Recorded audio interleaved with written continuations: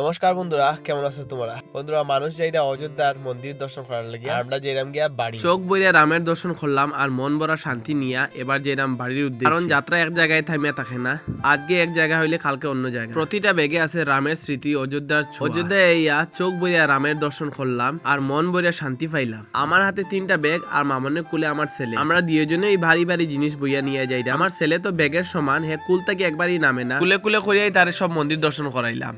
শ্রীরামের নগরী ছাড়িয়া যেরামগি বাড়িত একটু একটু কষ্ট হইলেও এর থেকে বেশি আনন্দ মনের ভিতরে আছে। বুকের ভিতরে আলাদা একটা শান্তি পাইছি শ্রীরামের দর্শন করিয়া। জানি না কবে আবার আইমু শ্রীরামের দর্শন করার লাগে অযোধ্যা নগরীতে, কবে আবার হইব শ্রীরামের দর্শন। হয়তো আমার ছেলে জানেন না, তারে নিয়ে কইতেই আমরা ঘুরিয়া যাই, কিন্তু একদিন সে জানবো যে তার বাবায় মায় তারে কুলে কুলে নিয়া রাম মন্দির দেখাই আনছেন, শ্রীরামের দর্শন করাই আনছেন। ট্রেনে কামরায় শুরু হইলো অচেনা মানুষের লগে গল্প, হাসি ঠাট্টা আর একটু আপন। ট্রেনের জার্নিতে সবরে আপন করতে হয়, তাইলে ট্রেনের জার্নিটা সুন্দর হয়। রাত্রে আমরা খাবার ভাত ডাল তরকারি, চলন্ত ট্রেনে যেন বাড়ির স্বাদ। সকালে হঠাৎ ঘুম ভাঙে, তখন ট্রেন অনেক দূরে আর আমার ছেলে হে এখনো গভীর নিদ্রায়, সব থেকে নিশ্চিন্ত যাত্রী হে। তো বন্ধুরা, এটাই আমরা অযোধ্যা যাত্রা, এটাই আমরা অযোধ্যা স্মৃতি। অযোধ্যা ঘোরা শেষ করিয়া অযোধ্যা স্মৃতি নিয়ে যাইলাম বাড়ি। ঘোরা শেষ হয়ে গেল, এই স্মৃতিটা আমরা সারা জীবন মনে থাকবো। বন্ধুরা, ভালো থাকবা, সুস্থ থাকবা। অন্য একটা ভিডিও আবার দেখাইবো। Bye bye.